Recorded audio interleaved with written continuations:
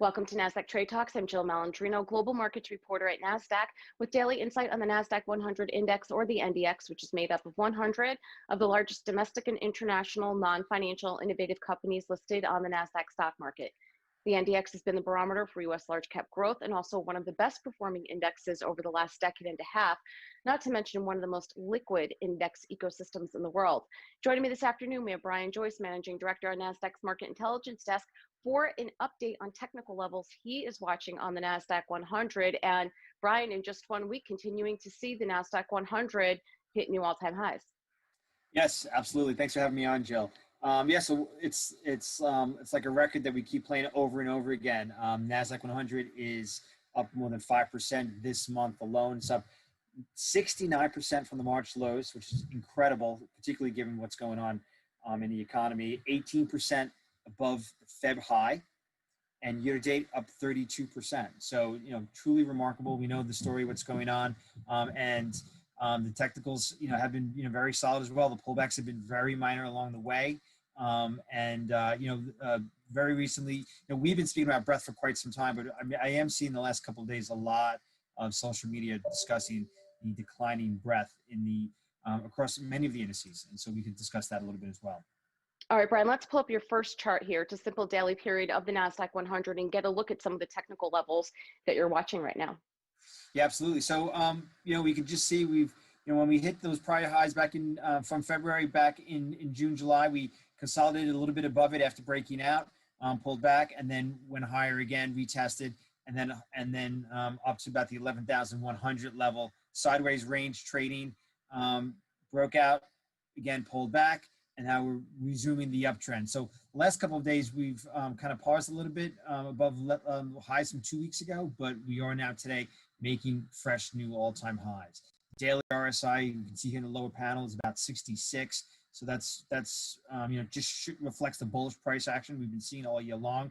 We've been holding above the 53 range all throughout this move higher since mid-April. So on that basis, momentum measures and just price action, everything looks very strong and very solid. Let's talk about the growth versus value trading, because that's exactly what it was. We saw a little bit of rotation, some profit taking from the Nasdaq-100 kinds of stocks because of the way tech has had such a run up, and a little bit of money here and there in the value stocks, but that's really what it was, just a trade.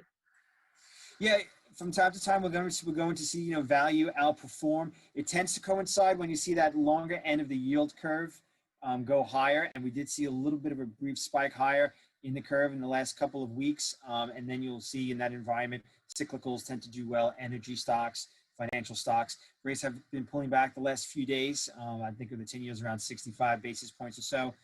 So we are now seeing growth take over again. This month alone, the growth is up 5% and value is up 2%. So month to date, growth again is outperforming. And as you can see here on this monthly period chart, this goes back 30 plus years. Growth versus value, the ratio is at all-time highs. But just check out the bottom here. This is the RSI, which we can apply to ratios as well. It's reached a 92 level. So it's by far at the highest level of all time. The previous highs were made back in the early 1990s at around 84, 85, and we hit those again, came close to it again in the late 90s, right at the peak of the dot-com bubble. So the outperformance has just been phenomenal and just really eye-opening, and you just wonder how long it can go on at this pace. You can see this is basically January 1st, and since the start of the year, the outperformance of growth versus value has just been a straight line higher, gone parabolic. And let's take a look at your last chart here, where you're looking at the breadth that you had mentioned earlier. Yeah, so back to the Nasdaq-100, the breadth, this is a daily period chart, and we could see it's a line chart, and the breakout we noted around here in May and June, and we're now off to all-time highs versus February. The breadth had been expanding all throughout this uptrend. This is the number of the percentage of stocks making 24-week highs, and what we could see is that peaked actually back in the beginning of July, and that has since been declining. So this is what I've been seeing a lot of people talking about over the last couple of days on social media. 5 to 6% of the Nasdaq 100 is making 24 and 52-week highs. So that is interesting and noteworthy because when you see a decline in breadth, it can oftentimes indicate that the foundation of the uptrend is weakening and there's something to be concerned about. And so if we compare it back to 2018, we had a situation then, and this may be helpful to put in proper context, which maybe you could visualize as to what why breadth is important and so many technicians follow it. When the price action peaked in January, we rolled over, had about a 10 to 12% correction, and then we resumed the new highs back in August and September of 2018. When the index moved to new highs, the breadth was making meaningfully lower highs as price action here is making new highs. And as a result, what happened was we ended up eventually seeing a pretty sharp correction. I know the S&P at this point declined 20%. The Nasdaq-100 declined a little bit more than that. Here I have growth over, hold on here, I was looking at the RLG index, I apologize. Here we go. So here's the index, the Nasdaq-100. And we could see 2018 here, the breakout to new highs.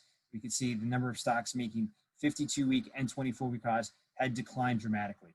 And so that is what we're seeing now. It doesn't mean that the index is going to see the same fate as we saw in Q4 18, where we roll over. Very different environment, a lot of different things going on back then. There's a lot of talk about the Fed increasing interest rates above normalized levels. Just in general, a lot of hawkish commentary out of the Fed, amongst other concerns globally.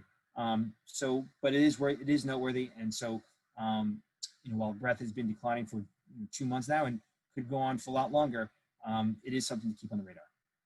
All right, Brian, great stuff as always. Thanks for joining me on Trade Talks. Thank you. And thanks for joining me. I'm Jill Malandrino, Global Markets Reporter at Nasdaq.